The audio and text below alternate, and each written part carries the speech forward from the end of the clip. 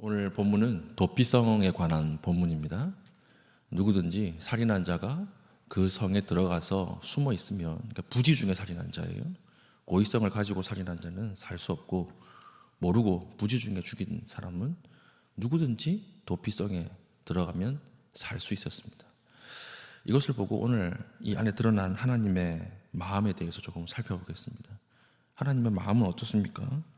하나님의 징계는 반드시 하나님의 또 다른 은혜로 이어진다라고 하는 것이 도피성의 원리예요.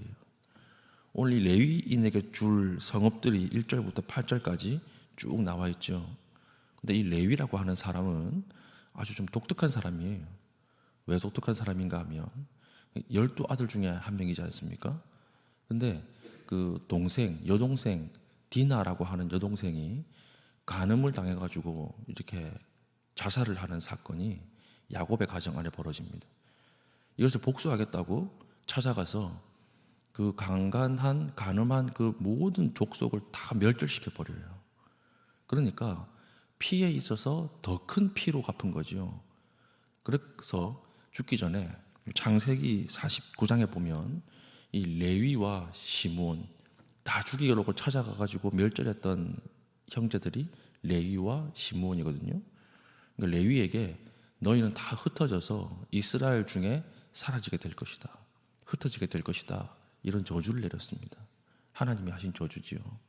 그런데 하나님이 이것을 저주를 무엇으로 바꾼 거예요?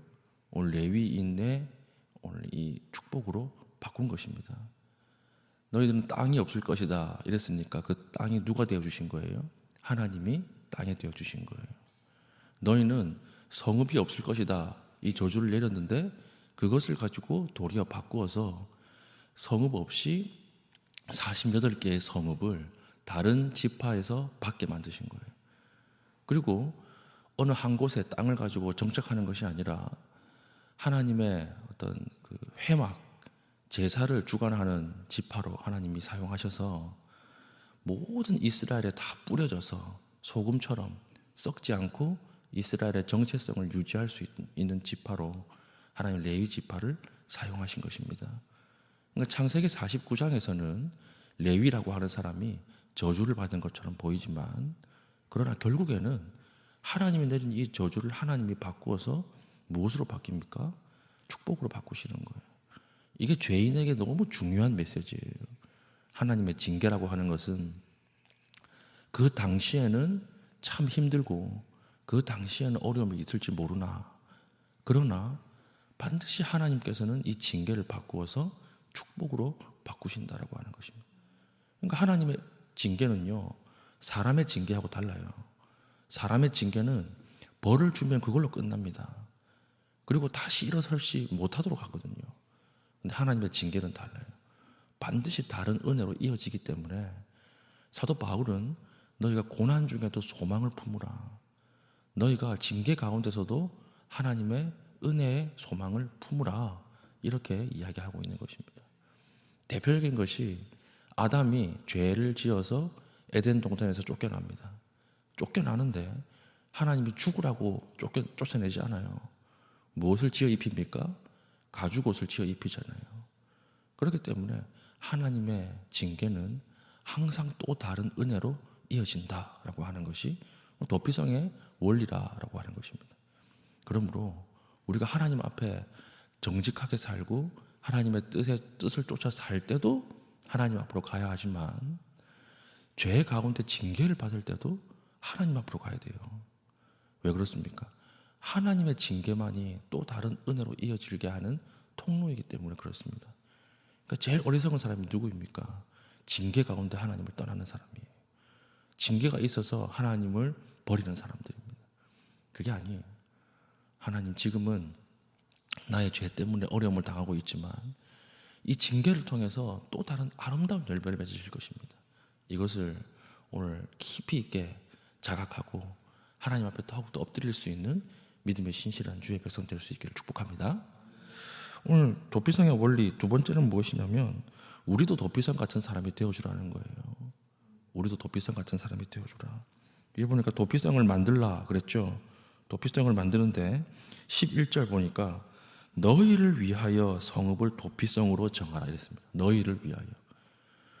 우리가 명분으로 따질 때 도피성을 만든다 그럴 때 가난한 사람 아니면 좀 약한 사람을 위해서 도피성을 만들어라 이러면 명분이 있잖아요. 그런데 오늘 이 도피성은 누구를 위해서 만들려고 하는 것입니까? 죄인을 위해서 만들려고 하는 거예요. 죄인은 보기도 싫잖아요. 가까이 있기도 싫잖아요.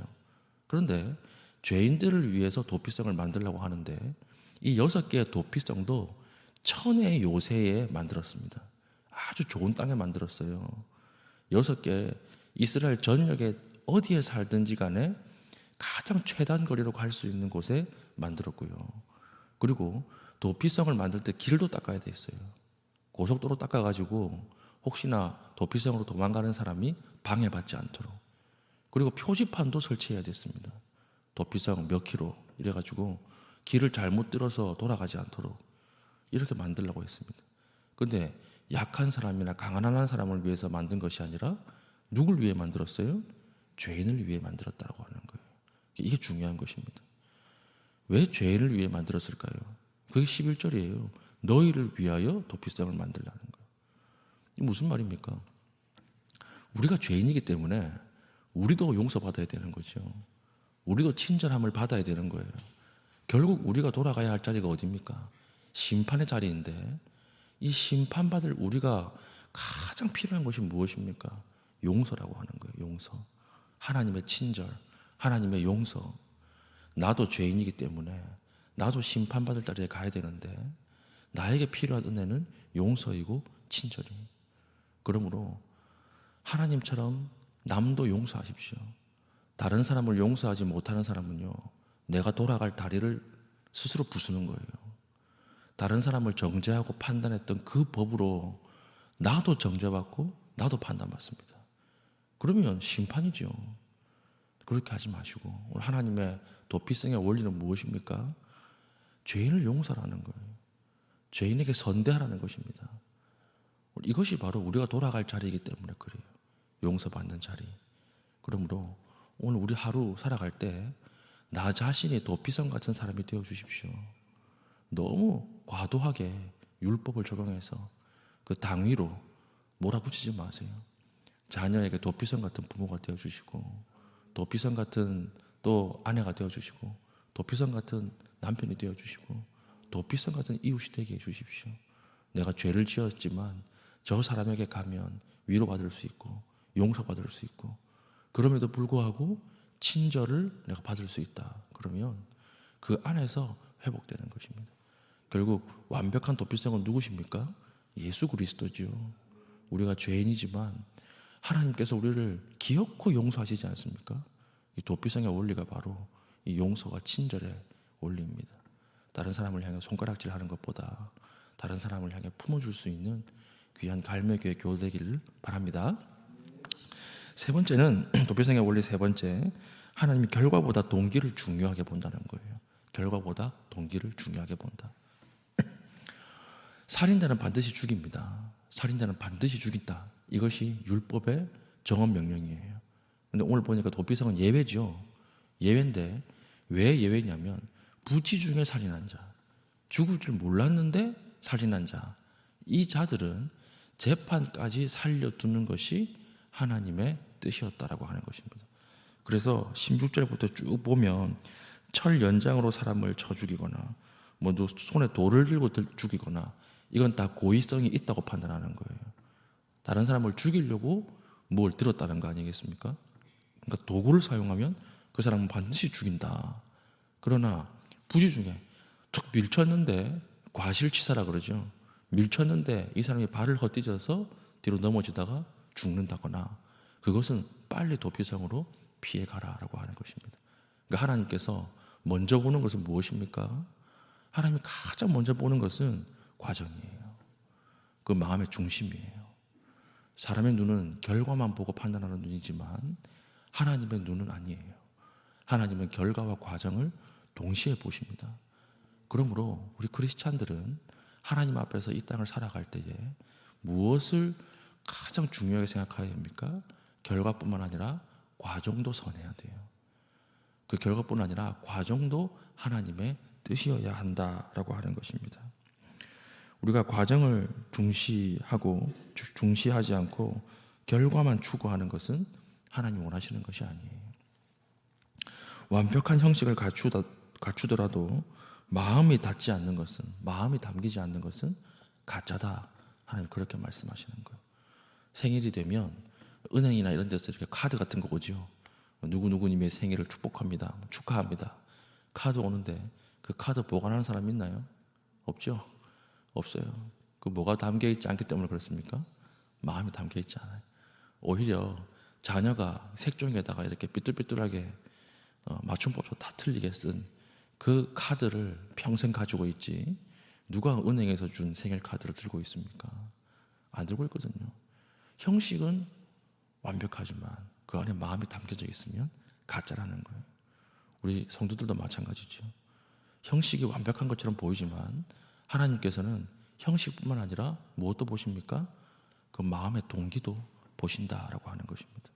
우리 오늘 살아갈 때 결과뿐만 아니라 목적지향적으로 가는 것이 아니라 그 과정도 하나님 앞에 신실하게 나아갈 수 있는 믿음의 신실한 갈매기의 교회 될 수 있기를 축복합니다. 아멘. 오늘 도피성을 가지고 말씀을 나누었습니다. 오늘 첫 번째는 하나님의 징계는 반드시 은혜로 이어진다. 소망을 품으라 라고 하는 것이고, 두 번째는 우리도 도피성 같은 사람이 되라 라고 하는 것이죠. 세 번째는 결과뿐만 아니라 목적뿐만 아니라 과정도 신실해야 한다라고 하는 것입니다. 이 세 가지 붙잡고 하나님 앞에 다른 사람에게 도피성 같은 사람이 되어주고 고난 가운데도 소망을 품을 수 있게 해달라고 기도할 수 있는 은혜가 있기를 바랍니다. 기도하겠습니다. 기도할 때 하나님, 피하는 자들에게 방패가 되어주시고 복을 내려주시고, 오늘 내가 주님 앞에 나아갑니다. 은혜로 채워 주시옵소서. 기도하시고 개인적인 기도의 제목을 가지고 기도하시고 돌아가시겠습니다.